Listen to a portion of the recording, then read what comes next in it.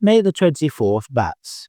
A warm, dry May evening with plenty of moths in the air is a good time to start looking for bats, and our large parks and commons are good places to visit. For example, Richmond Park, Wimble Common and Barnes Wetland Centre.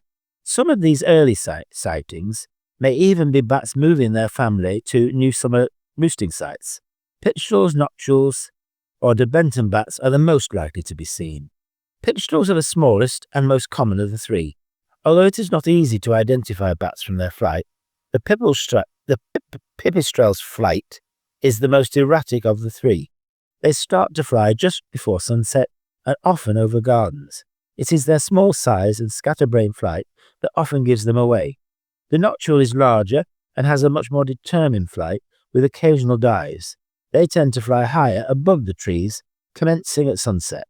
To have any chance of seeing a Daubenton bat, it is best to be near water, where this medium-sized bat may well be hawking for insects.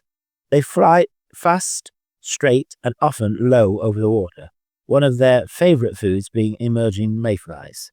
Daubenton's bat tend to commence flying a little later, typically around 40 minutes after sunset. On the edge of London, there is also now a chance of seeing the secretive brown long-eared bat. They also emerge later. It is their slower flight, which, with occasional hesitant hovering, that may possibly give them away. They also seem to have a preference for tall vegetation near old buildings. Around Box Hill, the whiskered, liseless, barbastelle, natterers and great horseshoe bats are all waking up. Sadly, most sites in London hold fewer than 20 individuals. Gilbert White, in his words, recorded myriads of noctules over the Thames. Otters.